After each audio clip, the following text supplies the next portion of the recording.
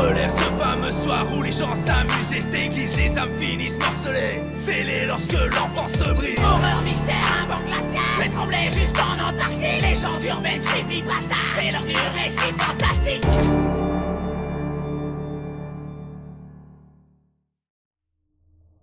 La science permet de réaliser de très grandes choses. À l'université, nous cherchons à satisfaire notre soif de connaissance et notre désir de mieux comprendre le monde qui nous entoure. Chaque science peut nous permettre de nous améliorer et de nous élever, que l'on étudie la physique quantique ou la sociologie, en passant par l'anthropologie ou la médecine, sans oublier l'économie. Passé son niveau théorique, la science aime à être appliquée, testée sur le terrain ou en laboratoire. C'est à ce moment très précis que, même si les résultats pourraient nous apporter une connaissance plus étendue, il faut se poser la question de l'éthique. Que peut-on faire avec des cobayes humains ou animaux? Quel stade de maltraitance est-il acceptable? La science permet-elle de légitimer les pires atrocités?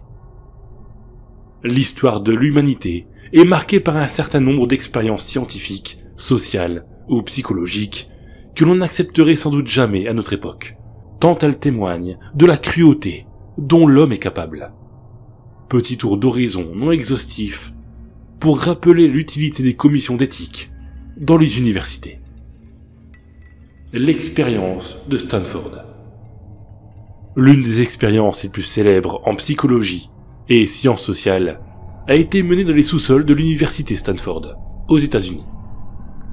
En 1971, Philippe Zimbardo, professeur de psychologie, s'intéresse aux effets de la détention carcérale sur les individus. Pour cela, il recrute 24 participants, tous étudiants, pour une expérience devant initialement durer 2 semaines. Il sépare aléatoirement les participants en 2 groupes de 12 personnes. Le premier groupe incarnera les gardiens de prison, tandis que le second groupe incarnera les prisonniers. Chaque individu reçoit donc l'uniforme correspondant à son rôle. Chaque prisonnier devait porter une longue blouse avec son numéro de détenu. Il ne pouvait plus être appelé par son nom. Sans sous-vêtements, ainsi qu'une chaîne à ses chevilles. Le gardien, en revanche, porte un uniforme militaire, des lunettes miroirs pour éviter tout échange de regard avec les prisonniers, et une matraque. Chaque participant était évidemment mis au courant de son rôle et de l'interdiction d'utiliser la violence physique. Au terme des 6 premiers jours de l'expérience, Zimbardo mit fin à cette mise en scène. En peu de temps, les gardiens s'étaient rendus coupables de violences physiques et psychologiques graves, allant jusqu'à des traitements sadiques à l'encontre des prisonniers, ceux-ci étant en grande détresse psychologique. L'expérience a permis de montrer que les individus se comportent conformément à la situation qu'ils vivent, et non d'après leurs prédispositions individuelles. L'expérience de Milgram. Il existe peu d'expériences scientifiques aussi connues que celle de Stanley Milgram. Entre 1960 et 63, à l'université de Yale, toujours aux États-Unis, ce psychologue a mené une étude sur l'obéissance aux institutions que l'on juge légitimes. Dans une salle, il fait entrer un expérimentateur qui représente l'autorité, ici l'autorité scientifique, le chercheur, et un enseignant, qui est le cobaye réellement observé. L'enseignant doit dicter des mots à un élève qui se situe dans une salle adjacente, sans contact visuel. L'élève, assis sur une chaise électrique, doit mémoriser les mots dictés par l'enseignant, et en cas d'erreur, il reçoit une décharge électrique. À chaque nouvelle erreur, le choc devient plus important, jusqu'au niveau maximum de 450 volts. Toutefois, l'élève est un acteur et les décharges électriques sont factices, ce qu'ignore l'enseignant. L'expérimentateur, représentant de l'autorité, encourage l'enseignant à continuer tout au long de l'expérience, malgré les hurlements de l'élève acteur. Même si aucun châtiment corporel n'a été infligé aux participants de cette étude, les résultats sont effarants. Contrairement à ce qui était attendu, dans 25 cas sur 40, l'enseignant allait jusqu'à donner une décharge maximale, et tous ont atteint ou dépassé les 300 volts. Les résultats ont permis de démontrer que l'on obéit lorsque l'ordre émane d'une autorité que l'on juge légitime, même si cela implique d'aller contre nos valeurs morales. Cette thèse a été largement reprise dans les procès des fonctionnaires nazis, tentant d'expliquer leurs actes par une soumission à l'autorité et une dépersonnalisation des victimes, plutôt que par cruauté consciente. Le chien zombie. La médecine a aussi son lot d'expériences atroces. C'est ainsi que dans les années 40, deux scientifiques russes, Sergei Brukonenko et Boris Levinskoski, ont inventé le premier appareil de circulation sanguine artificielle, permettant de remplacer le cœur et les poumons. La machine réagissait même à des stimuli externes, notamment en remuant les oreilles ou en clignant des yeux. Après quelques heures, la pauvre tête d'animal s'est éteinte une seconde fois. Les expériences sur le langage et la communication. Dans cette catégorie, 3 expériences se distinguent, toutes plus terrifiantes les unes que les autres.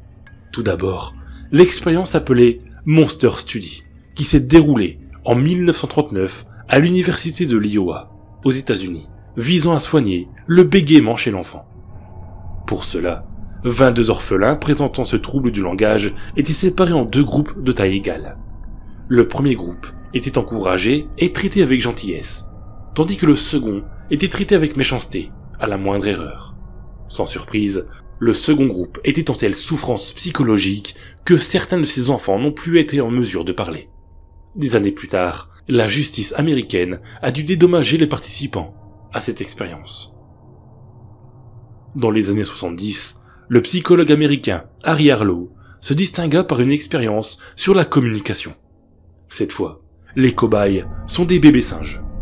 Le singe étudié est placé dans ce qu'Harlow appelle « fosse au désespoir », qui est un lieu d'isolement complet avec une machine visant à effrayer le cobaye. Après une longue période d'isolement, les singes qui survivaient étaient remis avec leurs congénères. Seulement, ils étaient devenus fous et totalement incapables de communiquer. Enfin, une expérience bien plus ancienne nous vient de l'empereur romain Frédéric II. Au XIIIe siècle, l'empereur polyglotte voulait découvrir la langue originelle de l'être humain, celle que nous parlons naturellement. Pour ce faire, il isola 6 bébés dans des pièces séparées, sans contact extérieur, à l'exception de leur nourrice, celle-ci ayant reçu l'ordre de ne pas leur adresser la parole. Sans stimulus ni affection, les bébés se laissèrent tous mourir, sans jamais avoir prononcé le moindre mot. Changement de sexe forcé. En 1966, John Money, un médecin néo-zélandais et chercheur à l'université Johns Hopkins aux États-Unis, pratiqua un changement de sexe sur un bébé de 8 mois, Bruce Reimer. À la suite d'une circoncision ratée, le petit Bruce fut confié au docteur Money. Celui-ci, en accord avec les parents, pratiqua une opération d'ablation de ses parties génitales et lui prescrit un traitement à base d'hormones. En grandissant, Bruce, devenu Brenda, ne réussit jamais à s'identifier au genre féminin. Il finit par changer de sexe à nouveau, se marie avec une femme, mais se suicide quelques années plus tard, n'ayant jamais réussi à se remettre des années de souffrance qu'il a pu connaître. Malgré tout, cette expérience permit de faire avancer la recherche sur les questions de genre. Ne prétendant à aucune forme d'exhaustivité, cette mise en lumière de quelques-unes des pires expériences scientifiques en termes d'éthique rappelle que la science doit être manipulée avec précaution. Si bon nombre de ces expériences ont donné des résultats très importants et ont contribué de manière importante à notre connaissance du monde, elles n'en restent pas moins des agissements cruels envers des êtres vivants, animaux ou humains. Certains scientifiques ont écrit l'histoire grâce à leurs découvertes, d'autres l'ont écrite à cause de leur agissement. C'est ainsi que des personnalités telles que le célèbre médecin et anthropologue nazi du camp d'Auschwitz, Joseph Mengele, alias l'ange de la mort, sont tristement entrés dans l'histoire.